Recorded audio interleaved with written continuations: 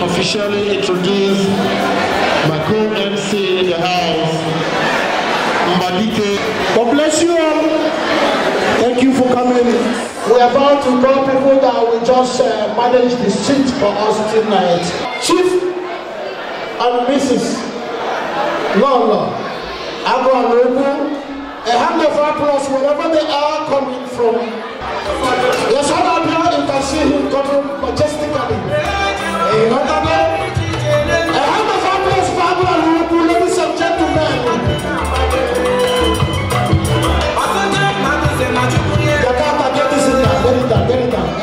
And we are calling on diploma engineer Vincent Izekwe, the chairman Enugu State community here in Vienna.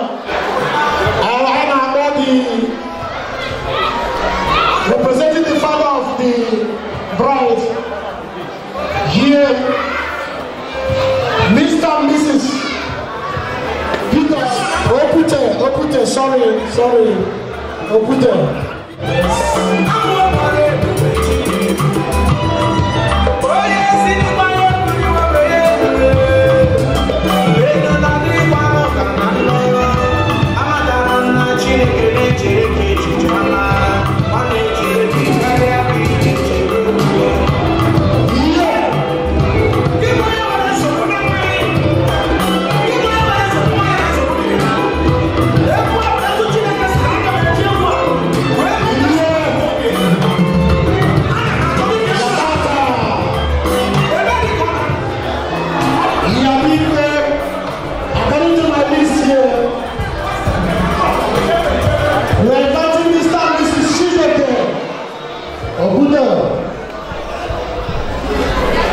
Yes, all the brother to the bride again.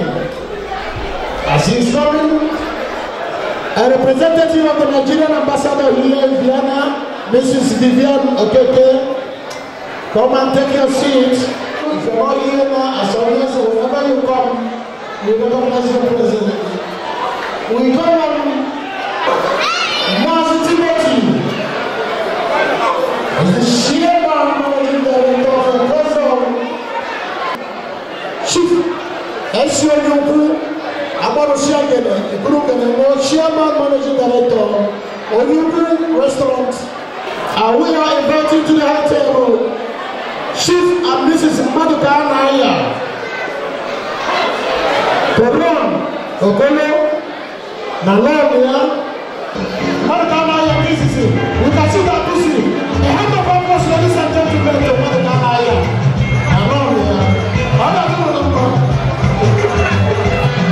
Yes, the special guest. Yes, the special guest has one of his friends.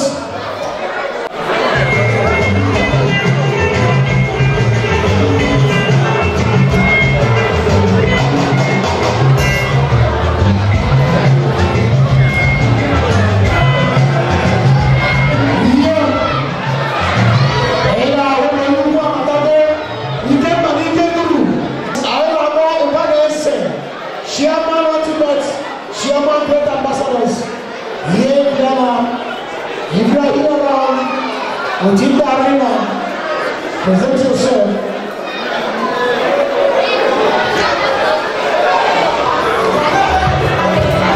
Yes. Mrs.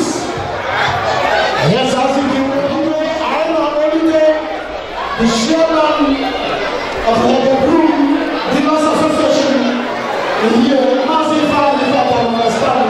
As you can see, I am this time Mrs. Maurice Okongo, details of Japan, Enugu State. Also, the young people who represent well deserves it. I will think we have gone out to people, but let me be assuring you, as far as we are here, as far as we present here, the two people that are conducting this operation are professionals. As soon as you enter into this arena, we have a national president and very God bless you. Chairman of today's occasion, ladies and gentlemen, as soon as the chairman enters, we are taking these conversions. Please, ladies and gentlemen, let's give power to who comes to the chairman of today's occasion. He can not let the rectors, he cannot go without you. Please, that is how we do it. Over here, Niger Delta, or even Delta. This is what it is.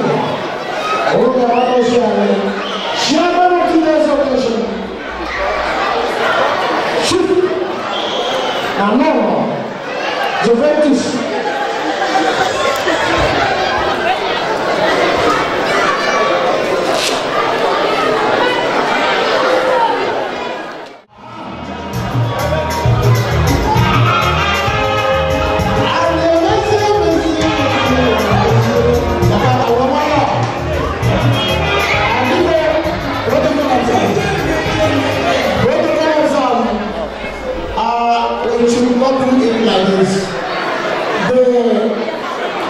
The sister of the please,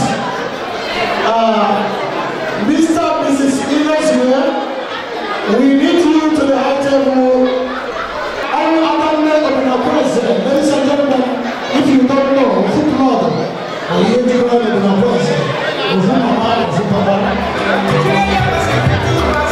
yes.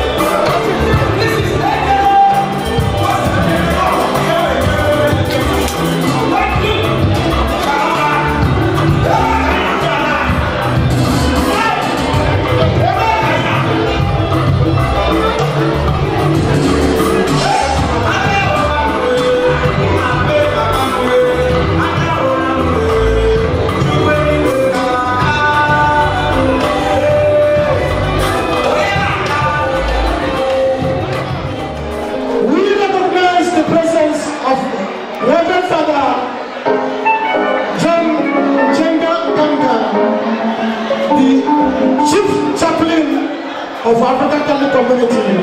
I know about all the Ashebis. All Ashebis. We can see more than 15 to 20 different of Ashebi.